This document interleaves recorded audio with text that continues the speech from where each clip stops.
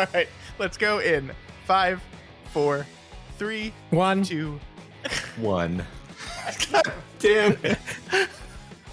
Look, you said to say 1 when I thought you were going to say 1, and I thought you were going to try to pull a fast one on us. Oh my god, why do I do this? Why do I do this to myself? Like, Matt's like, oh, we should get Michael on the show. And I'm like, yeah, that sounds great. Yeah, That'd It's be like, great. Love that guy. we're in an abusive relationship. That's what Yeah. this is. You're recording all All this, right, so Yes, no, 1 this comes is after the 2 show then. now. Am I to understand that's the order of things? What? Sorry, say what again? 1 comes after 2? Correct. I understand this now. is- All right, let's try this.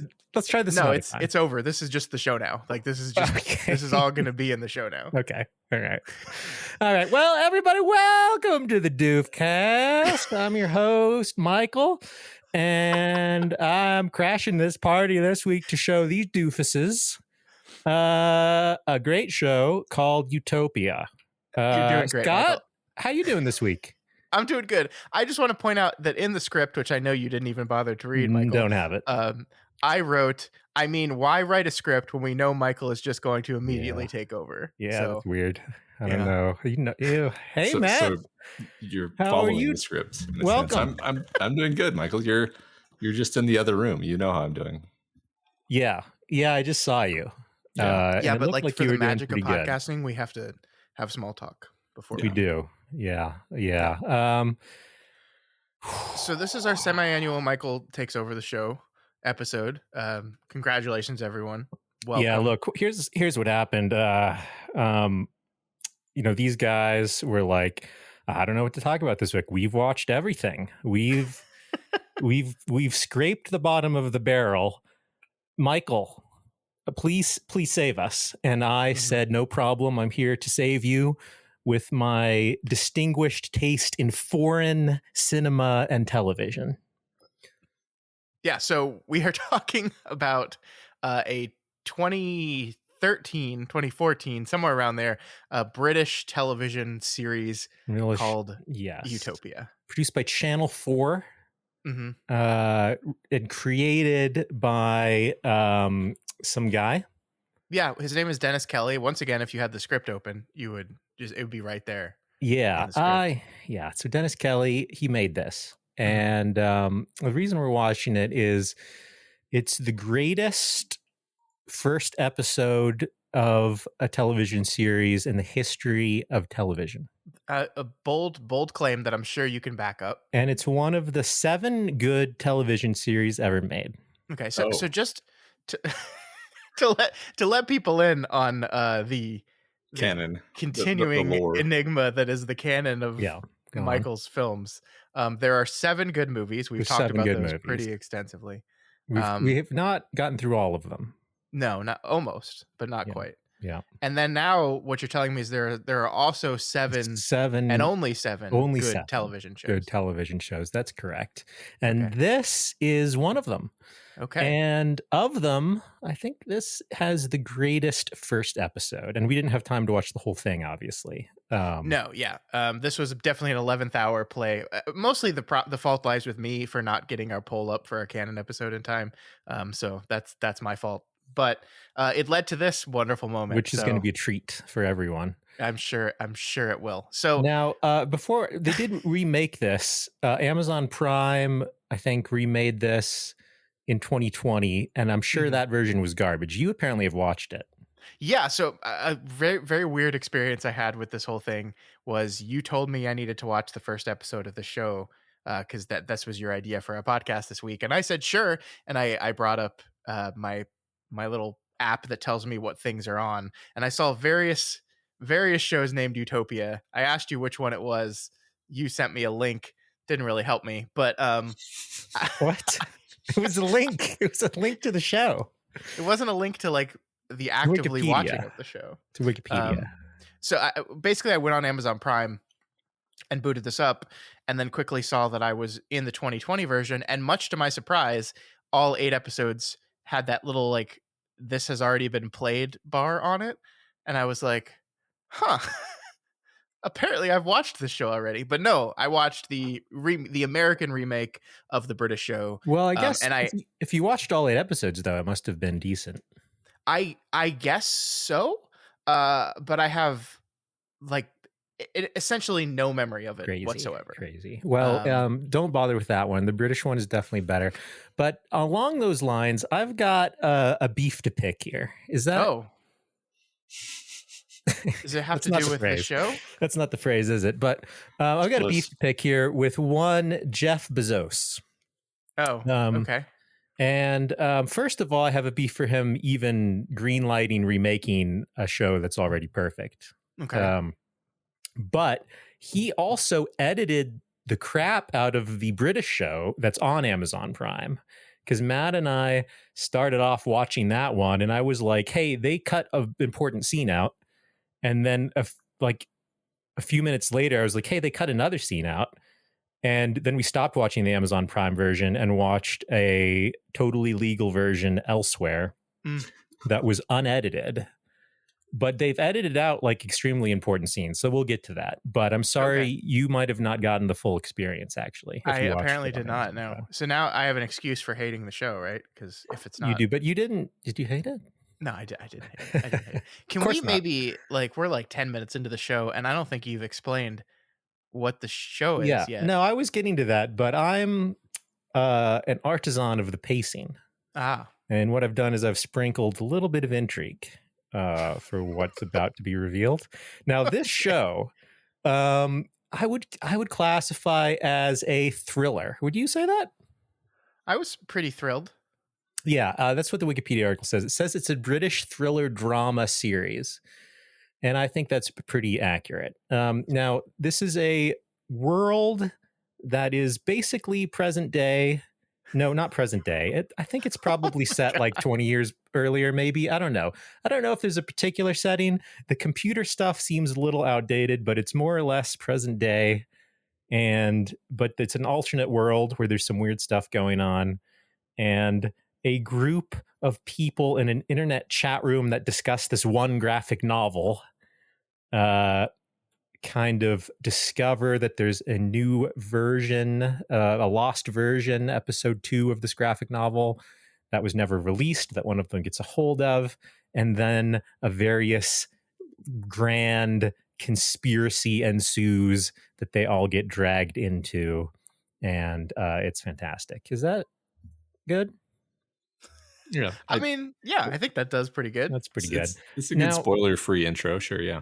Now, what I want to go ahead and do here is get us off on a discussion of the very first scene. Now, the show opens in a comic book store that is closing, and 2 gentlemen come in, and one of them is what we call in Britain a chav, a mouth-breathing chav, who just says something along the lines of, "Where is Jessica Hyde?"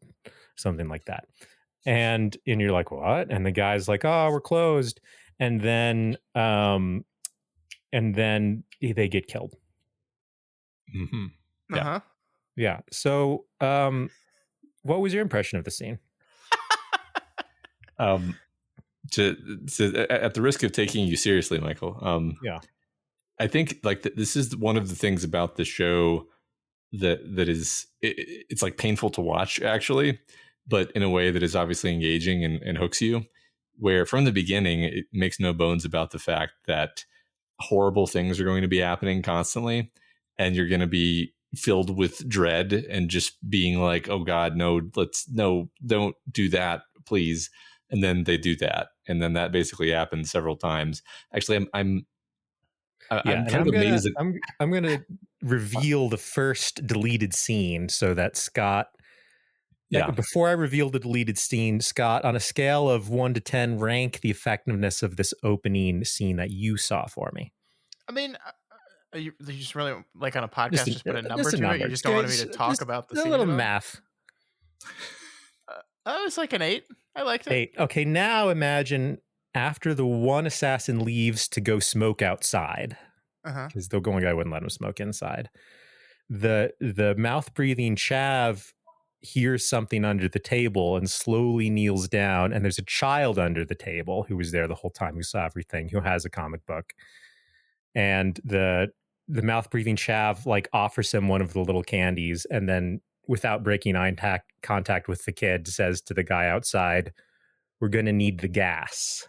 And then the scene ends and the like iconic theme music plays and the bunny dances. How does that change your first impression of the first scene? Yeah, I mean, I think that makes it more effective. I'm a little. I mean, was this really just for content that they're like, we would be upset that a child died? I don't know, because the next scene they deleted isn't like questionably violent or horrible content. Huh. But I thought that might be the reason too. But it like really does not make the scene end in the same way without that line. And they don't show anything happening to the kid, but it's implied that, you know.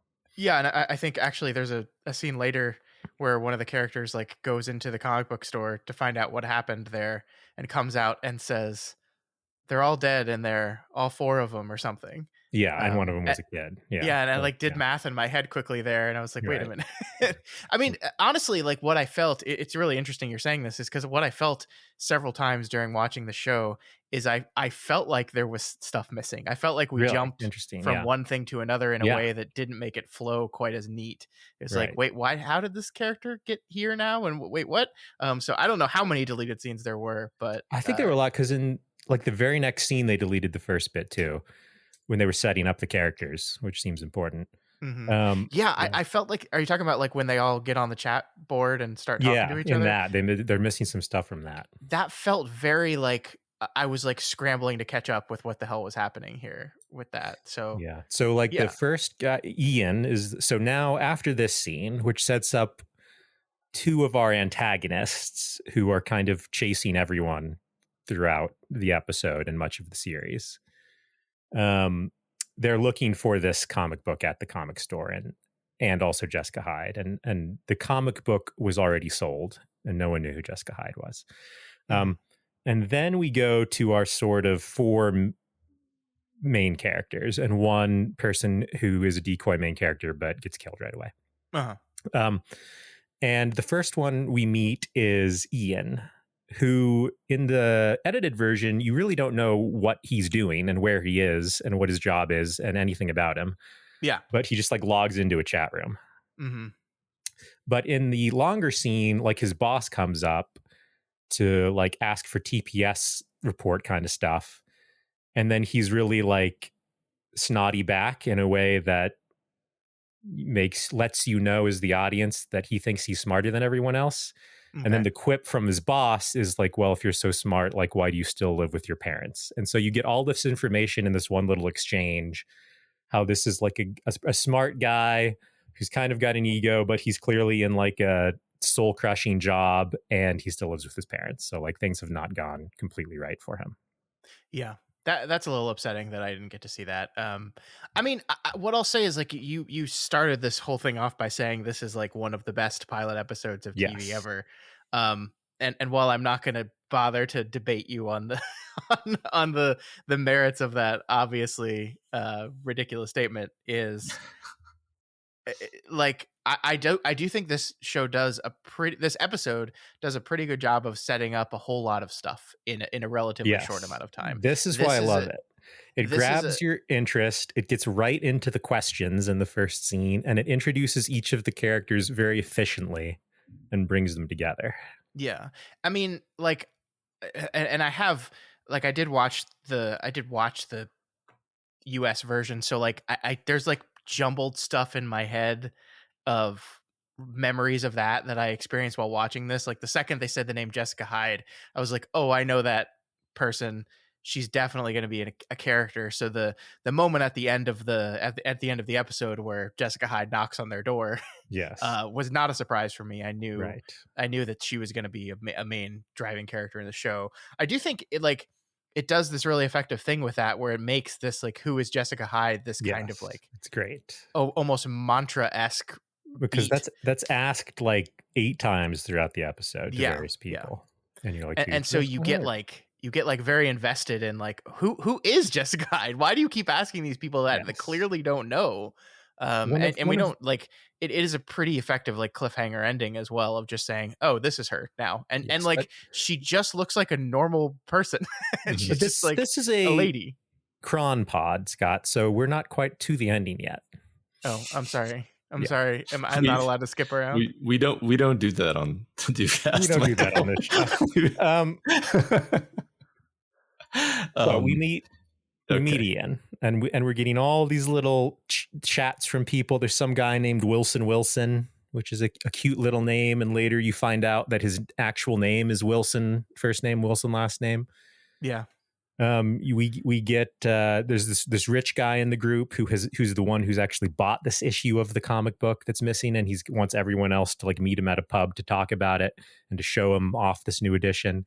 We got this one guy who gives his home address in a chat, which is guys, this is classic. This has got to be like 1996 before people knew this was a bad idea. Also, are they like, they make it like he posts something that is like, who's here? And so is this like a public chat? Where like anyone that's like a member AOL, this is like a secret, maybe IRC chat room in the late 90s. Okay. So yeah, he just basically gave his address to like hundreds of people. Yeah. I mean, he's, this was the 90s. Well, he's dead now. So you were there. And there's this one guy who's like a troll, and you're like, it's the typical internet troll. And then it turns out he's actually like a 10-year-old kid or something, which totally makes sense when they show him.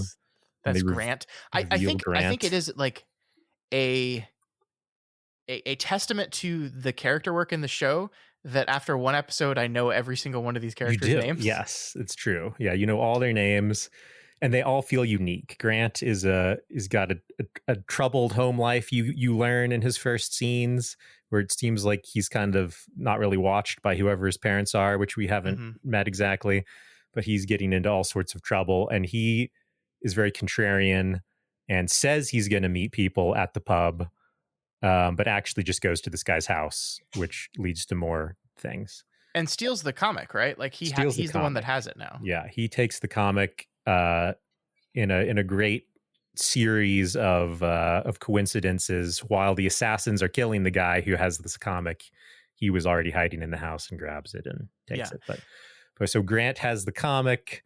He's just a little kid. And then we meet another character who is Becky, I believe. That's her name, right?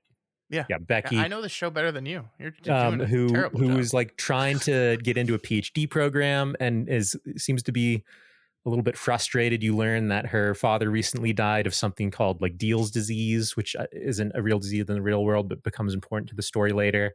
Mm-hmm. And she's already kind of seen some maybe hidden messages in the first edition of the Utopia comic, which might have something to do with this. Well, and she wants to do her PhD on the comic, right? Like that's right. That's kind of what's implied and is being rejected by the powers that be. And it's because of these tie-ins with this disease that killed her father. Yeah. And then we see Wilson, who is a conspiracy theory nut. In ways that are also quite tied into the story. But anyway, it's fun when shows allow conspiracy theory nuts to just be right. Yeah. I think one of my favorite lines in the show is when like the guys come to his apartment, see his fallout shelter, and are like, he has all this stuff, he must know something. Right. And it's like, no, he actually doesn't. Right. He's just a nut. I love that too, because that immediately is extremely evocative, because it implies like he knows something about what he knows. Like these guys have reason to believe that there's going to be some horrible thing that's going to require a fallout shelter, is the implication, which I think is connected to the idea of there being the possibility of a flu pandemic or some kind of medical thing, right? Because we have this idea of biology and biotechnology being part of the conspiracy. So I just thought that was like a delightful little like blink and you miss it piece of evidence. And the other thing they set up nice is in kind of like a throwaway like funny line where he's saying like his hobbies is like, oh yeah, I can like dislocate my fingers to get out of handcuffs just in case. And then later in this very episode, he's handcuffed and does that to get out of it. Sometimes storytelling is just as simple as setup payoff. Yeah. And that's a very satisfying one for sure. They didn't try to like make it too subtle or anything. They're just like, holy shit, that's great. Well, so the thing about that is like, as soon as you see that he's handcuffed to the chair, I was like, God, please escape immediately. And he sits there and goes through, I know we're getting to it, Michael, but just the worst torture that I've like ever seen in a show or movie, and Michael can attest, I was like physically bucking like a trout that had been pulled out of the water and dropped on the dock. That is the greatest torture scene in the history of television. To put another statement of fact out there. Matt doesn't do well with eye damage. I don't either. We've watched several movies that had like pretty severe bad things that happen to eyes. And I was thinking about you as I watched pepper and bleach and sand and then a spoon. And then it's just a spoon. It was the greatest intro because he takes his time and he's like, every torturer has their own preferred method or body part, teeth, fingers, etc. I do eyes. And then he like lays out, as he's like laying out these powders. He's like, you've got chili peppers, sand, bleach, and the spoon. And then he doesn't explain how the spoon's going to be used, but everyone knows. Everyone knows how a spoon would be used in one's eye. Yeah, and it's worse that it's a spoon and not like a knife or something, because you can imagine all of these things so perfectly without having to see them. I mean, the amazing thing is it doesn't really show what happens, but it shows enough that your imagination paints the rest, and that's worse, which is the way that you should do these things, actually. Mm-hmm. Yeah. No, it's completely brutal. And once again, like, this show is kind of, I kind of knew what to expect, because I think this does happen in not quite in the same way in the American version of the show, but it does happen. But like, you have one character who you think is going to be your main character, and then he gets quickly pushed off of a building and dies. And then you have Wilson, who's set up through most of the episode to be one of our core characters. And then for a second there, I was like, "Oh, he's gonna die too." Actually, it's true. Yeah, they make you question whether he's actually going to get through it for sure. Yeah. So it really kind of puts you on your heels a little bit. I mean, I think this show, like, it's interesting that this season's only 6 episodes because it's British television, and that's just kind of how they do it. Because I think the interesting thing about this episode to me is that it really takes its time with the setup. Like, I mean, story-wise, what happens in this episode? I mean, comic book gets with Grant, but we don't move on from that beat quite yet. He's still got it at the end of the episode. Yes, characters get injured, but like, we don't really know a lot about the overarching plot going on here. A lot has been set up. There's the fact that Grant has the comic everyone wants. There's the fact that there's the character Michael, who's an assistant to a minister in the government. This is my favorite character that we haven't talked about yet. Yeah, and it just kind of completely unrelated. I mean, obviously not unrelated. Obviously but like, not. Right now, completely tangential to the. Not clear how it relates, but this is a guy who has had some affairs with a Russian prostitute who has gotten pregnant. And at the very beginning, we see him about to kill himself in a hotel room because he's been given a blackmail note that someone knows what he's been doing and is going to tell his wife, who you learn in like a phone call clearly is like a very actually loving and understanding wife who doesn't know any of this is going on, and he feels terrible. And they're struggling to get pregnant. They're going to try IVF, and the news is that he's gotten some random hooker pregnant. Yeah, and he's right away in the first scene blackmailed. Like, you have a mission. You have to do this mission or we'll tell your wife. And then in these like really difficult to watch scenes, he has to like sabotage his minister boss so that his boss has to resign and a new guy gets hired who is clearly like a part of a greater conspiracy. Yeah. Because multiple people he encounters turn out to be a part of this conspiracy. And presumably this conspiracy has something to do with the Russian flu and the Utopia novels and the Deal syndrome and like all of these little things that you don't know how they come together. But Yeah, but somebody's it's all gone. intriguing and, Yeah. and well set up. Like, I mean, I Yeah. think that's absolutely true about this whole thing is that, pilots, we've talked about this so many times that pilots are very, very difficult because you Yeah. have to set up multiple characters. You have to give people a reason to care. And you also have to establish what the plot is going to be. And especially in a 6-episode thing, it's just a lot to do in an hour. Or I think this was only like 45 minutes, actually. Okay, my version was 45 minutes. Our version Yours was like an hour and 5 minutes. So they cut Yeah. out a Oh, man. lot. Jesus.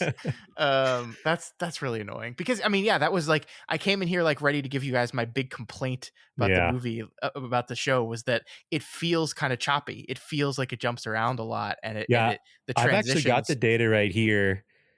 The US version is 45 minutes. The UK version is 62 minutes. So that's 17 minutes they cut out, which is like, a third. Yeah, that's a lot. Or sorry, a fourth of That's crazy. Why do that? That's weird. It was so perfect. Huh. So I'm sorry you watched the decoy version. It's okay. If for anyone out there who wants to watch this, make sure you watch it somewhere other than Amazon Prime. Which I'm sure those places are completely legitimate, and it's easy to find it there. Yeah, there might be. I don't know if Channel 4 has a streaming service in the UK or where you can watch their stuff. I'm pretty sure I watched this on British Netflix the first time I was watching it, but Yeah, well, that's because you were probably over there, right? I was, yeah. But you have British listeners. It's a few, yeah. But anyway, we have that going on. We have the government thing going on. We have these four chat room characters going on. Not sure they, as soon as that manuscript, Grant steals that manuscript, suddenly like there's all these like fake crimes that they get accused of. Yeah, stuff really starts rolling. The being accused of the fake crimes thing was interesting because it doesn't quite fit with the pattern of like the two murderers show up and torture them to death, and like it's a totally different thing, right? It's obviously intimidating them, but no one is like asking them questions or making it clear like why they're being intimidated. Yeah. I thought that was interesting because it implies that there's some larger structure of this conspiracy, but you're also like you're just confused because you're like, well, but why do this specifically? Right. But what you do sort of learn is that whoever is hiring these two assassins, these assassins are pretty like indiscriminate with the lives they're ruining. Mm-hmm. I mean, they just kill like the inspector because he learned like one little tiny thing and put it in a police report that they're reading. And then he got like stabbed in the neck with a pencil in an alley, in a sort of throwaway scene that just shows you how casually these assassins kill people. So throwaway of a scene. I'm pretty sure I didn't see it. Oh my god! Oh my gosh! It was one of the. Gosh, that's so interesting because there's so many little moments that just add to the layers of how the show kind of makes you feel sick. So what happens is the inspector is just, I guess, walking home from work, and the mouth breather is standing there and doesn't even say anything. He just like unceremoniously and without even it seeming like an action thing or cool at all, he just like pokes him in the throat with his pencil, and then the guy falls down, and then he like is grotesquely. The guy grabs his neck and is like grotesquely holding his head back so that the blood is like spurting out in this gout, and it's gross and upsetting. Just like everything. I mean, the whole show. I have to emphasize this. I don't normally think of myself as like super squeamish. We did just get through Aronofsky, and I survived, right? But there's so much in the show just has you like crawling with either tension from like. So many different kinds of tension is the thing I wanted to emphasize. Is like some of it is there's torture, but then some of it is just like the guy, the secretary guy who's trying to get his boss to sign the form, and you're squirming with the tension of like, oh man, if you get caught, it's going to be so bad. If you pull it off, it's going to be so bad. There's the scene where he's like handing his boss the paper to sign to order the like things that'll make him resign, basically. And he like, there's this whole scene where he's like putting like a, paperclip kind of binder thing in the corner to like hide the keyword. And then he's giving it to him and he's clearly really nervous. And then his boss is like, is like not signing it right away, like scrutinizing it and then like stopping to like talk to the secretary about his personal life, and then the whole time you're just like, oh my gosh, is he gonna see? Yeah. Yeah, really, really effective stuff. And once again, like I think one thing the show just does very well is kind of just the fundamentals of storytelling. In that it was established before we even knew that the goal was going to be that you have to get him to sign off on this Russian flu vaccine. That like there was this not miscommunication, but like there were several beats of like, what about the vaccine for the flu? And it was like, oh yeah, the rubellum or whatever. And it's like it establishes beforehand that there's already like a kind of a miscommunication between the minister and the Michael guy. And Yeah, so like we just use that dramatically right after we set it up, and it's just very satisfying to have like yes, this is an episode that I'm sure is setting up stuff for the long haul, but also does a very good job of establishing rules and then paying them off within this one right. episode. Things are paying off right away. It's not just an endless series of mystery boxes. Yeah, yeah. Um, I mean, which is interesting because it essentially is like a giant mystery box of a show, like right, like there is some central what is going on here question yes, that is propelling you through things. But but each of them are sort of revealed in series throughout the series. Actually, it's not like um, it's not like a lost situation. mhm. Hey now, Um, careful. Yeah, I mean, along those lines, I thought it was important that the woman starts explaining like what she believes about the conspiracy. So at a yeah, certain point, she kind of lays out like, okay, look, there's this medical company, and it seems like they're infecting people with this disease that they made, and um, it's like, okay, so our characters don't know nothing. Like Yeah, I think it can get very frustrating when you're watching characters who are just yeah. haplessly bumbling about and never really figuring anything out. And at least here we have some characters who know some things, and there's some promise that things are going to actually move forward. In fact, that we kind of have the whole gambit because we have the conspiracy theory guy who you get the impression that he thinks everything's a conspiracy theory, even when it's not. So he's not getting the full picture on whatever's going on here. You have Ian who is like who thinks he's too smart. He doesn't think there's any conspiracy here. He thinks conspiracy theories are stupid. And from the very beginning, he's like, come on, there's nothing deeper here. It's just like a cool graphic novel with see, good I'm art. so mad because when he said that in the show, when he said like I Yeah. just like the pictures, I didn't believe him. and Yeah. and I feel like if I had the Seen setup that scene other that you were scene. talking Yeah. about, Yeah. I might have actually just taken him for his word there. And so I Yes. immediately got like super suspicious about him No, they when I'm set not that sure up if I was well. supposed to. And then Becky is is reluctant in the first scene to admit that she thinks there's a conspiracy, but you get the impression she does. And then a few scenes later, after they get accused of false crimes and it's clear they're part of a conspiracy, she's like, okay, here's what I've learned. Mhm. So it's yeah, it's great. So I guess one thing I'll say is that I felt was interesting. You know, this is the fundamental kind of setup of this thing is that there's this graphic novel that this it's like this very niche um fandom that exists around this property. And I feel like that's a really interesting, fascinating lens to explore things through.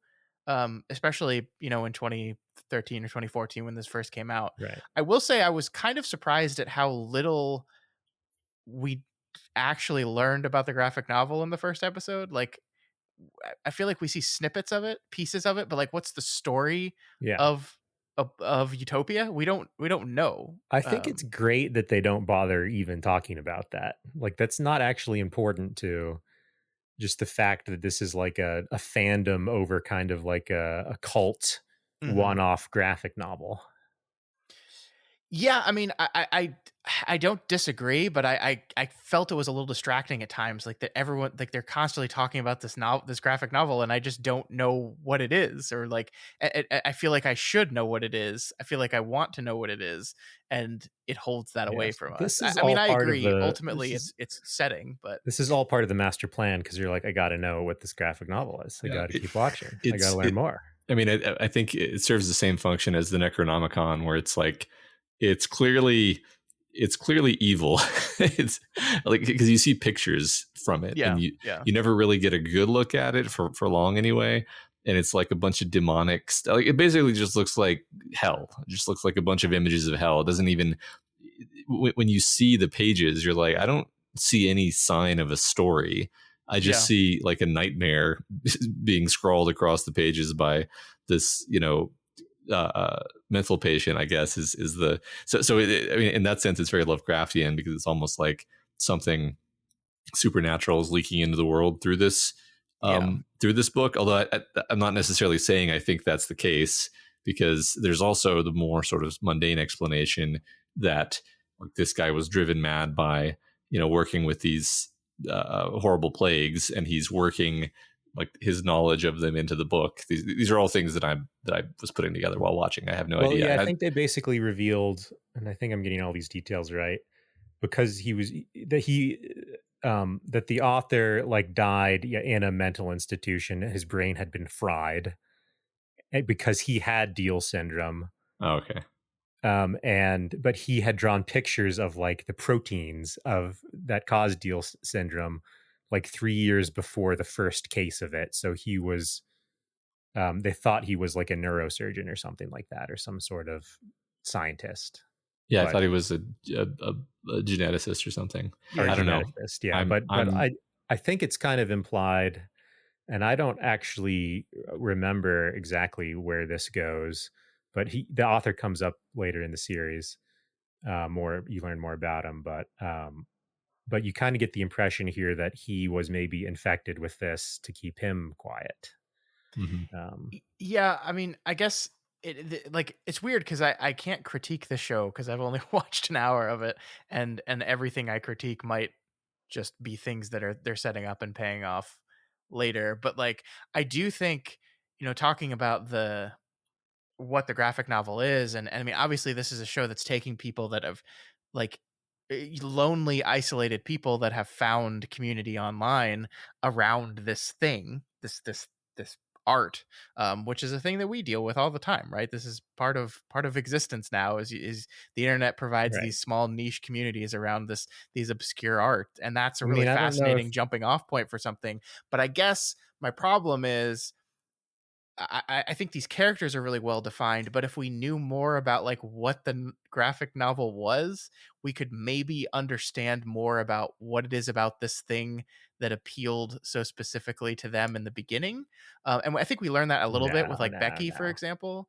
And maybe like this thing I'm saying is just the show is going to do that. It just hasn't done it yet. I don't know, I think but this would be an example of like over explaining. Like I don't want that much exposition. I want enough exposition to feel the things I'm supposed to feel and be propelled by the story. And well, but I don't even think it has to be expository. It's just like by learning about what the story of the comic is, you can see that reflected in what the characters do and don't like about it. Yeah, I can see what Scott's saying. Like what you're saying here reminds me of Station 11, where there's a Yes, story, yes. and then there's a story within the story that the characters are all sort of fans of, which mirrors this quite a bit. But we get to learn a lot about the comic book. It's actually specifically a comic book in Station 11 that everyone is obsessed with. Hmm. And it's like thematically resonant, and kind of certain ideas paying off of the things that the characters are going through, and it's cool, and I like that. So anyway, I guess like I see what you're saying. I also kind of also at the same time like the Lovecraftian approach of just like, no, it's better if it's just a mysterious evil thing that you never actually understand. And so I don't know, I actually don't particularly have a preference anyway. You see both sides. Yeah. I mean, this is not a like a ruining the show for me complaint, right? It was something that was like pinging off me is like, are we gonna like get to learn about what this book that everyone's so obsessed with is like? It's just very very sparing in the details, and I mean I have like the stuff that I liked was with Becky, and the implication that the reason she likes this thing so much is because um it deals with her father and what her father went through, and she's seeing these connections here. So like that is good stuff. I liked that, and I hope we get kind of more of that for each one of our characters. Well, Like in the scene, in one of the scenes that may have been deleted for you, but at the bar, I mean, you learn that the reason Wilson likes this is because he's like, there's clearly all sorts of like hidden messages and conspiracy stuff in here. Yeah, but again, we're I mean, we're just told that. We don't ever like I don't know. I just don't know what it is. Like it's like the Pulp Fiction briefcase, but like extended over a whole hour of television instead of just has the final show done enough to get you to watch more episodes to find out? I don't know. That's the interesting thing about where I am right now is like, I mean, part of this is that in my head, I know that I've already watched this, a lesser version of it, yes, but I have watched it. And like, I'm wondering as I go through the story, how much of it is going to refresh my memory about, oh yeah, this and this and this and this and this. Or I wonder how different that the US version is, like if it goes off in entirely different directions. Yeah. I will say that I'm pretty sure the opening setting for like the meeting between the group in the US version is happening during like a Comic-Con type thing. Like they're all going to Comic-Con, right. And there's like this big thing happening with Utopia. It made it seem in the American version that Utopia was much less niche of a thing that people liked and much more like broad. Like there's a whole, right, not a whole convention for it, but it's a pretty big part of this convention. And that there's just like a lot of people like it, but most people don't like it like these guys like it. Yeah, it surprises me that this came out and I'd never even heard that they'd remade it in America. Well, I mean, I think 2020, man, it's weird year. Well, I guess it was a weird time. Yeah. Actually, what timing though, right? True. In a horror, maybe that's why, because the Amazon's like, oh shit, we better downplay this. This is too topical. Yeah, let's just bury this thing. Yeah, there was a weird amount of pandemic stuff coming out, like when the pandemic hit, which was not actually planned. Which, next time we make another spate of asteroid impact movies, we should really start worrying. Guys, I have here the protein responsible for COVID-19, and if I line it up with the picture from Utopia version 1. Wow. You see that? Yeah, it kind of, you're right, Michael. It looks like a protein. Yeah. Oh, this is why I watched this show. I'm just sorry. I'm like Googling while we're talking. The 2020 show was written by Gillian Flynn of Gone Girl fame. Oh. She wrote every single episode of the 2020 show. Gone Girl the book fame or Gone Girl the movie? Yeah. I mean, she wrote both actually. Yes, both. Yeah. Oh. She wrote the screenplay too. Yeah. Yeah. Oh, excellent. So that's why I watched, because I really was trying to rack my brain about like why I would have just sat down unprompted and just turned this thing on and watched 8 episodes. But yeah, that was definitely why. So I was going to ask this, non-spoilery, I guess. Not that. Okay, so to remind everyone, I haven't actually watched any more than the first episode of the British version, so I really know much less about this show than either of you. But like currently, one of the striking things about the show is this really strong tone that it has, which is emphasized on top of everything else by the music. The score is this really cool. I don't know the right word for this. I would say like carnival electro pop. Yeah, that's exactly what I was going to say. Yeah. I mean, but it's just like it's oppressive and atmospheric, and I really enjoy it.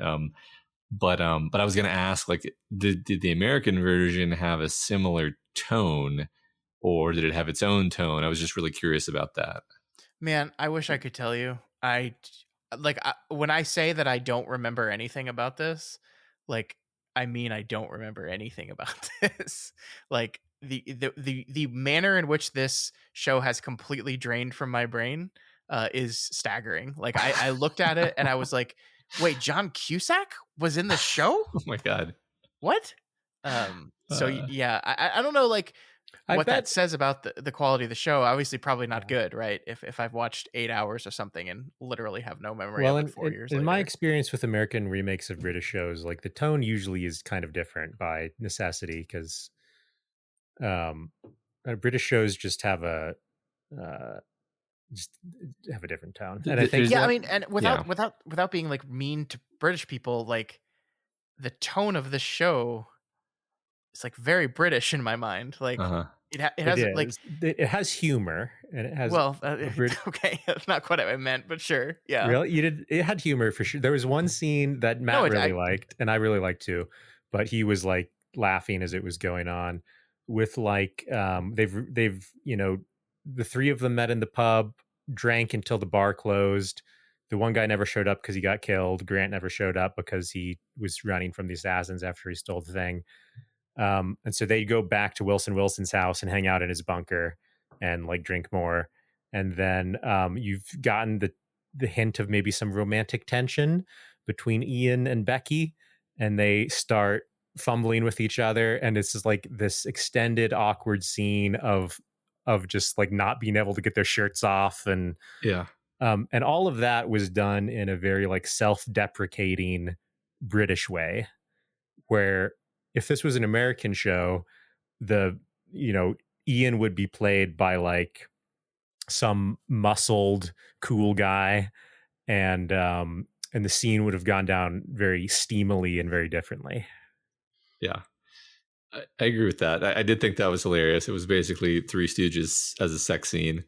I thought it was really like actually very good physical comedy. And yeah, I mean, there's like a sort of dark edge and sardonic humor to things that I see as being very British. It's always hard to nail down like, well, what is the culture specific humor, because I feel like anytime you try to do it, it comes out overly narrow. But yeah, I agree. It feels very British. And it does feel very British. Cool. I will say, Matt, I just sent you a picture of what the guy that plays Ian looks like, and he is not at all what Michael just described.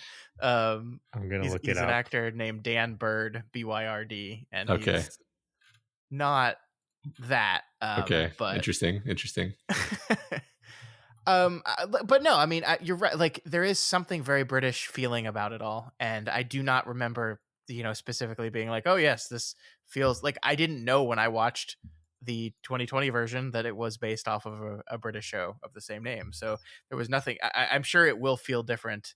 I mean, just like the setting, right? Like the idea that these are 5 people meeting on a chat room that just decide to meet for the first time versus these are 5 people that know each other from this community chat room, but have decided to meet up while they're at this convention. That like is a completely different feel, and totally changes things pretty dramatically there. So, yeah, I don't know. I am just learning that David Fincher was set to direct the show for HBO, and then the deal fell through. Jeez. And then, so what we could have gotten here is remarkable. But obviously not that great of a show if I just don't remember it. The man that directed the first 3 episodes of the American version is a man named Toby Haynes, who is a British TV director. So, I mean, I think they were trying maybe at least to match style. I always question like why they're remaking it anyway. Couldn't they have just like advertised it and then like released the original version in America? Like, is it so culturally unconnectable for Americans? I don't know why. I don't know. Why do you adapt anything? Like, you think you could make more money off of it? That's what I'm always saying. Why do you adapt anything? I mean, in this case, I do sort of agree. Like, you could have. You could make more money by just releasing it rather than having to pay to remake it and then release it again. I know this is like moronic because obviously there's a reason for it. I guess it's that it becomes more marketable because you attach it to all these actors who people know and they're like, oh, it's got what's her name in it, and then you're more likely to watch it. I'm sorry, y'all. Like I like this show a pretty good amount. I enjoyed my time with it, and I might continue to watch the series. This is not a marketable, hugely successful thing. It's I just don't not know. like I think it is. I mean, people watch Squid Game. it's not the same thing at all. It's the same thing. It is not this. It is completely it's a different. foreign black comedy. Squid Game had like a very conspiracy. set structural conceit that like was mass appealing. I just don't think the show is like mass appealing. No, I agree to disagree. I'm gonna release it and see what happens. It's been released, man. Go for it, Michael. I'm behind you.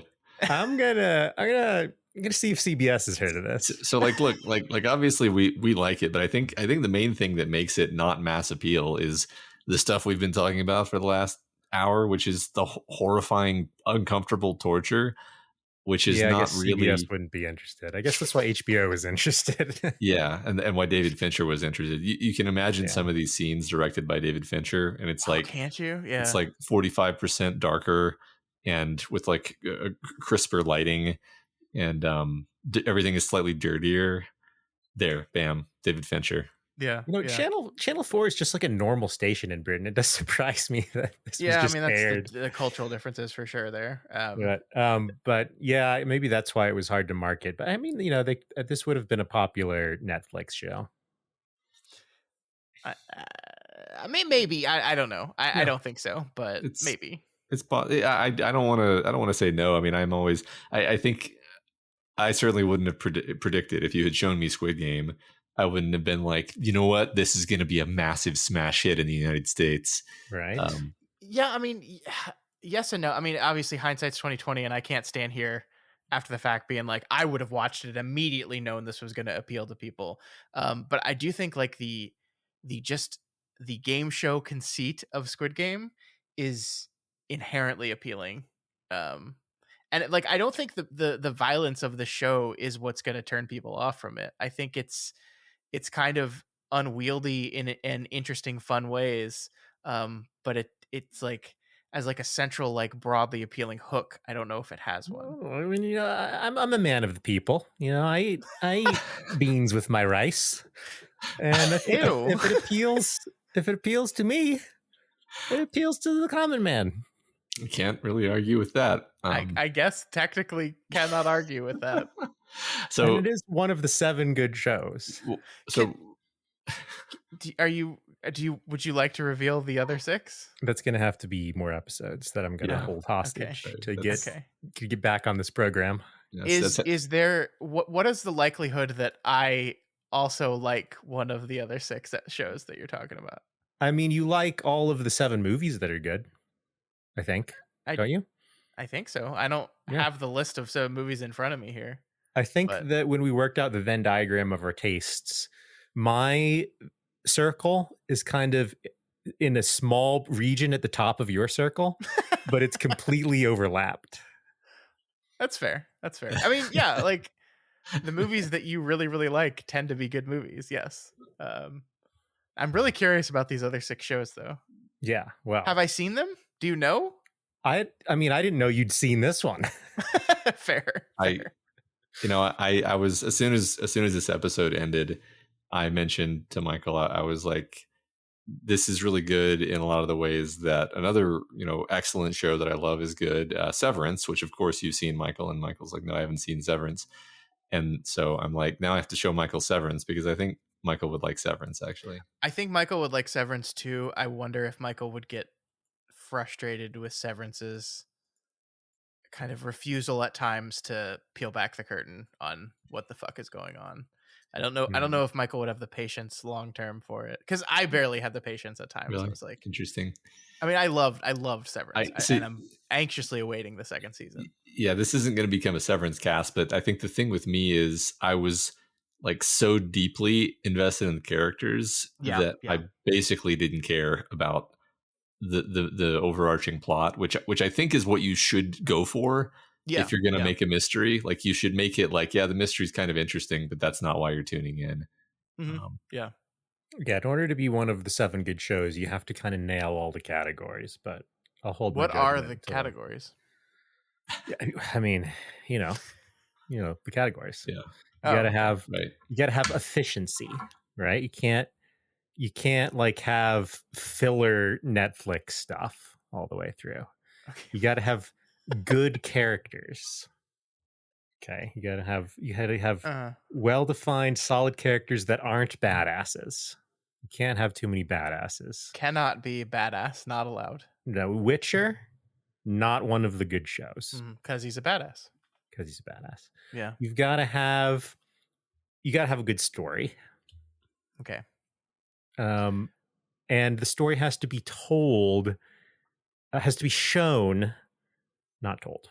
So I just want to be clear here. You're making these up as you go, these categories. Well, yes, but they're based on what I'm sure ChatGPT would tell you are the elements of a good story.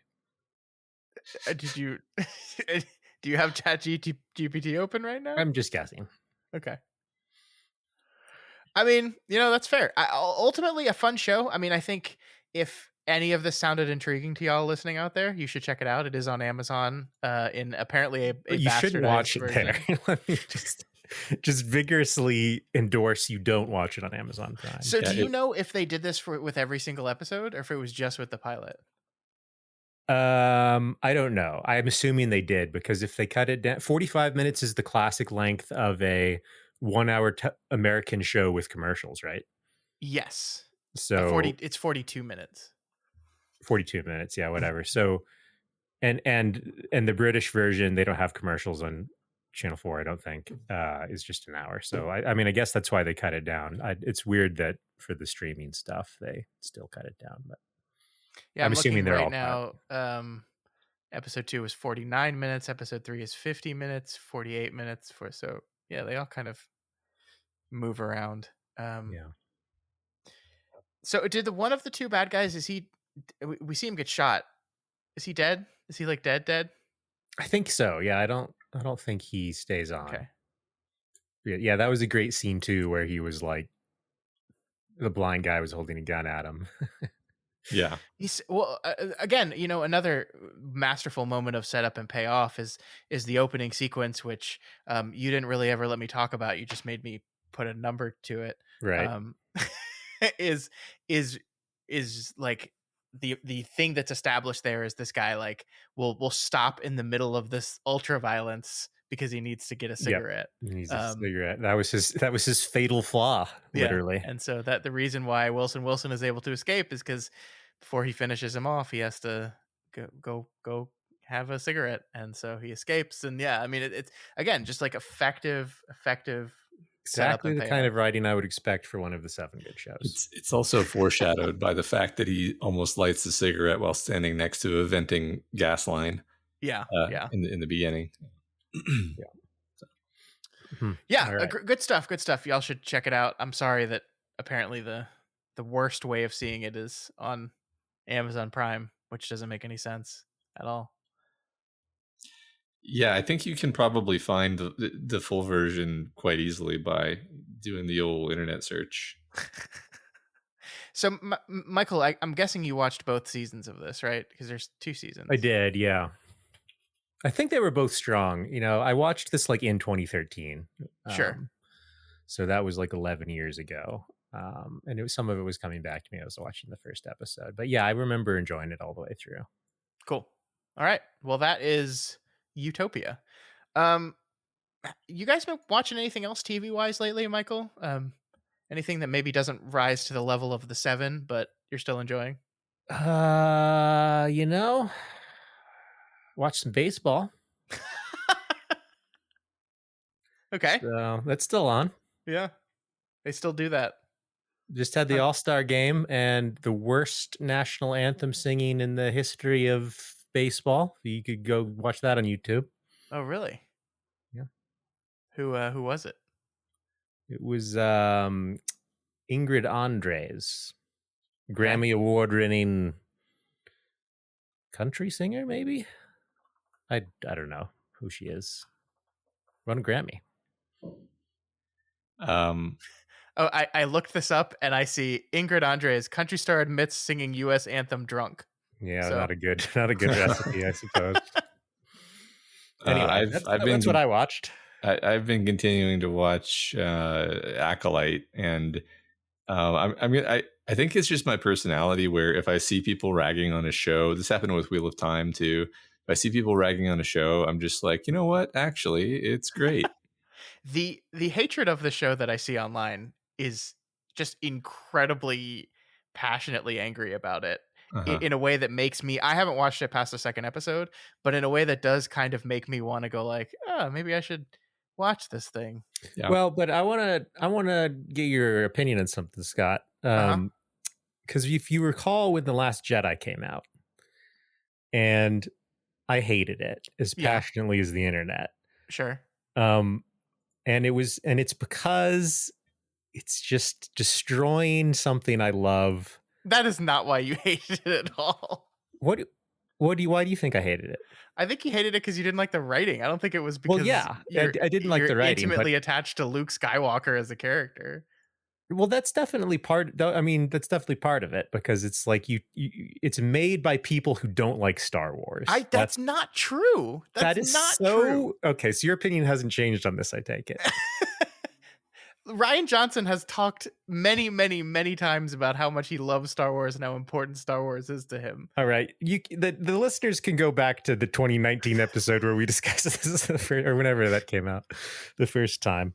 But I just wanted to see if you'd updated your opinion on it, like you've probably updated your opinion on The Dark Knight. Why are we talking about this? I don't know. Because you brought up Star Wars and Michael decided to go scorched earth. Oh, okay. I'm sorry, because I feel like it's similar with the new series because I have watched some of the new series. I enjoyed The Mandalorian. The Mandalorian season 2 was fine. Boba Fett was awful. Obi-Wan was embarrassing. And at that point, and Mandalorian season 3 was terrible. So like the last 3 Star Wars things. Then you stopped. This is that meme. This is that meme where the guy's digging through the mine, and he stops just short of the giant vault of gold and turns around forlornly because you didn't get to Andor, the best Star Wars thing. Period. Which I've told you to watch so many times. I've heard that one was good, But anyway, I felt like there was similar vibes with some of those where people are like, I don't know why everyone hates it so much. And it's just like, really? Are you gaslighting me? And what did you think of those shows? I thought Obi-Wan was awful. I thought I didn't watch Boba Fett because the Boba Fett episode of Mandalorian was like my least favorite one. And I was like, no, I am not watching fucking Boba Fett. All right, so maybe those were the bad ones, and then they made a good one. Now I'm not saying Acolyte is good. I'm not surprised the internet hates it because I hate what Disney's done to Star Wars. Because I hate that you're one of these people now. I hate this. Star Wars used to be so beautiful. No, it's a movie. It's been ruined. It's more than a movie, damn it. It's a lifestyle. Look, it's upsetting to me that you're saying all of this and you haven't seen Andor. Okay. Yeah. I wrote a nonfiction research paper in middle school over the fictional physics of Star Wars spacecraft. Yeah. You are the problem. It's not a problem to love something. You are the problem. Damn it. So, look. Acolyte is relatively boring and poorly written, but it has a couple of cool moments. And all right, and everyone is the thing about Acolyte is that people are mad about it for reasons that are stupid. They're not actually mad about it because it's slow and boring. They're mad about it for things that. This is. But to get this straight, you just said it's poorly written and slow and boring. It's poorly written and slow and boring, but that's not why people don't like it. And it's legitimate for me to complain when people get really mad and they don't even understand why they're mad, and then they say, "Oh, this is why they ruined Star Wars," and then they say something that is not actually a problem with the show. Yeah. It's just. I just don't think Luke would have let himself go like that. You know. What? I mean, sure, okay, fine, right? Like, the thing is, it's basically you broke him. I mean, it's basically like, yeah, like based on So, Michael, I don't think you even know this, but we read Shadows of the Empire. No. That's the video game. What am I? We read one of the first of the Thrawn books. Yeah, whatever. we read Heir to the Empire. Which, did you read Heir to the Empire? I did not.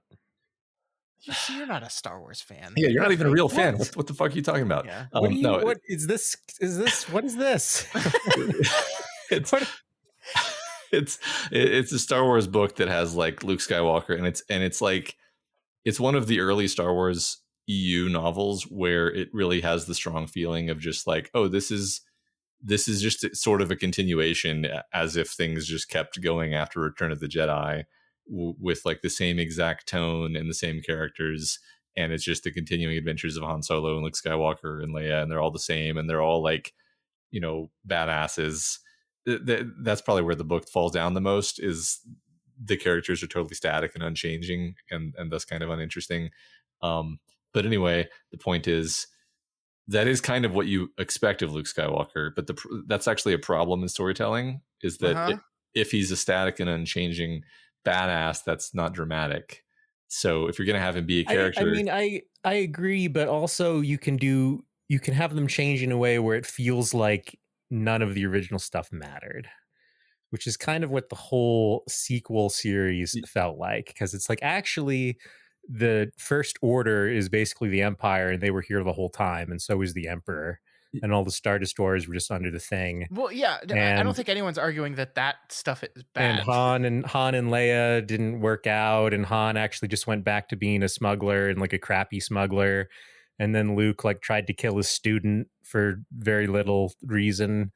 And then it's just all very depressing. I don't want to have this argument again, but you are misunderstanding the scene of Luke, quote unquote, trying to kill his student. Yeah, well, I mean, he did, didn't he? No, he did not. No, he didn't try to kill his student. We see that sequence from 3 different perspectives, and the one in which he tries to kill his student is the way Kylo Ren remembers the thing happening. It is not the way the thing actually happened. Who remembered it correctly? Luke has a certain memory of it. Kylo has a certain memory of it. And the third time we get to see how it actually happened, which is just Luke had a moment of doubt and concern. Kylo Ren sensed that doubt and concern.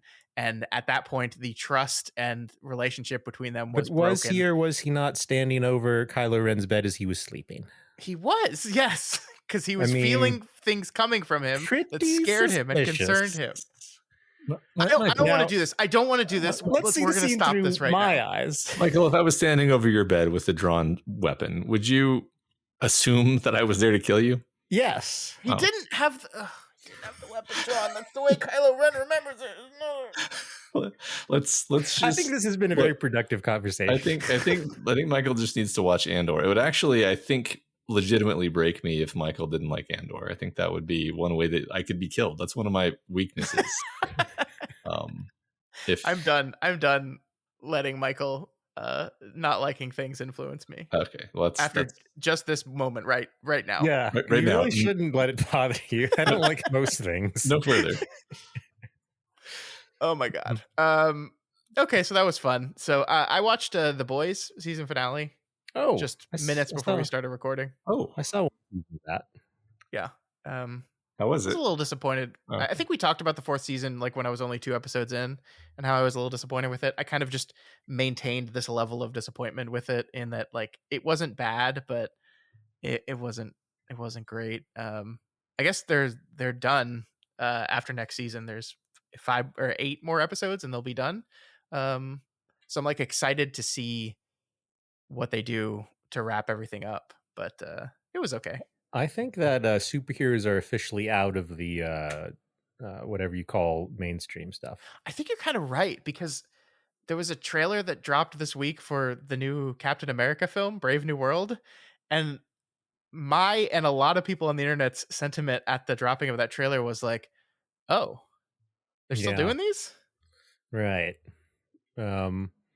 And there's like a little bit of hype over the Deadpool Wolverine thing, but it also kind of feels like a last ditch, like this is all we got left in the tank. Yeah, essentially it is really funny that like Deadpool has now become the savior Like Yeah. Deadpool could possibly reinvigorate the brand, and suddenly we need this ridiculous character to do this. We'll see. I mean, the hype on that movie is very, very high, and the early reactions seem positive. So I mean, it'd be. I've enjoyed the other two Deadpool movies. It'd be really great if this one was good too, but I don't know. But also, it's like disconnected. Like, I don't think if this one does well, they'll be like, "Oh, we should try another Thor movie." Yeah, I mean, no, I mean, the MCU is going forward with all their plans regardless. I think it's just, are we going to continue to see diminishing returns? I don't know. Yeah. It is weird that it is the only MCU movie this year is the Deadpool movie. Oh, since you're here, and you like movies, Matt and I are together. Okay. And we were like, what about for old time's sake, we go see a movie this week?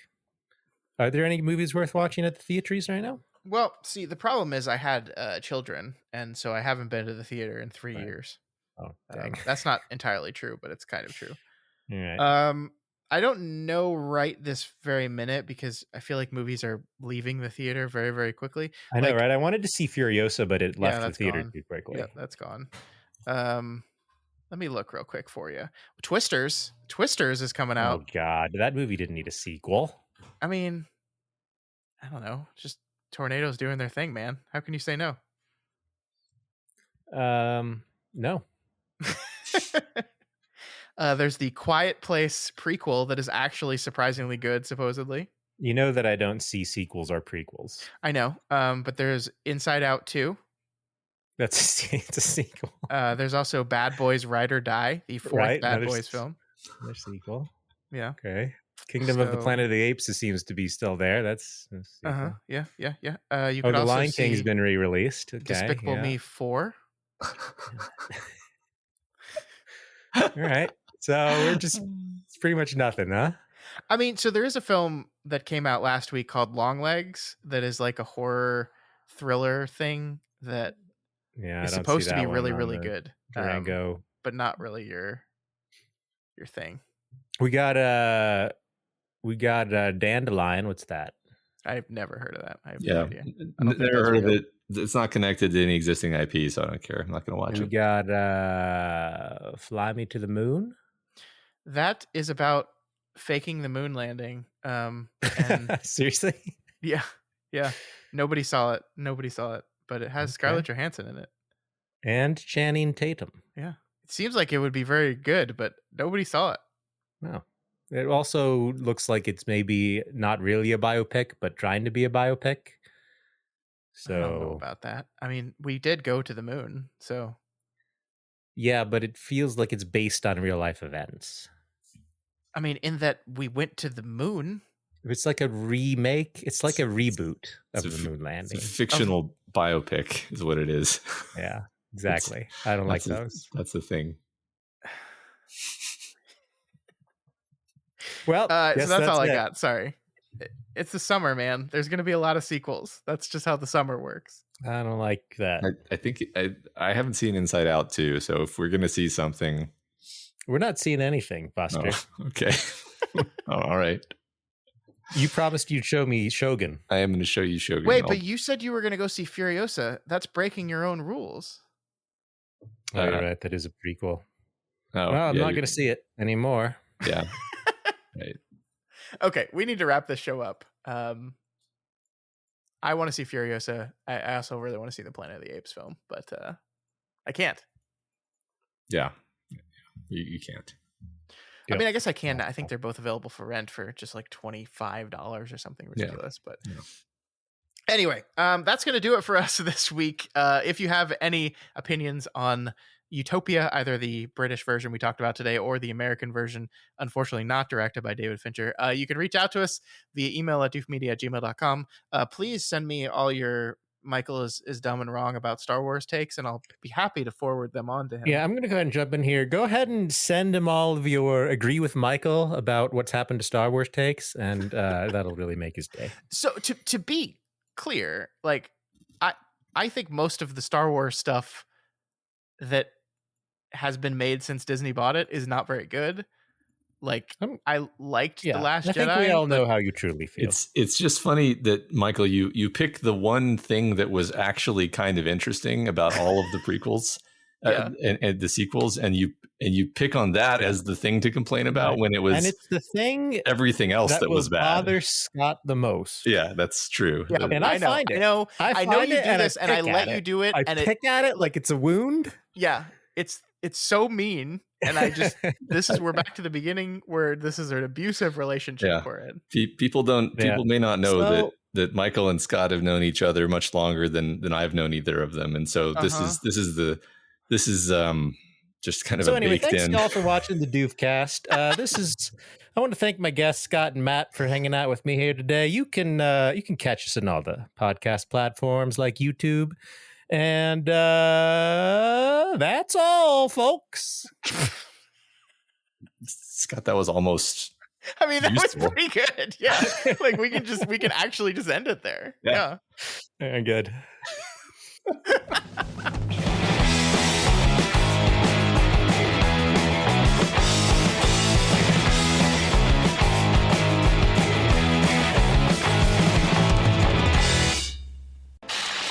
My name is Doof, and you'll do what I say. My name is Doof, and you'll do what I say.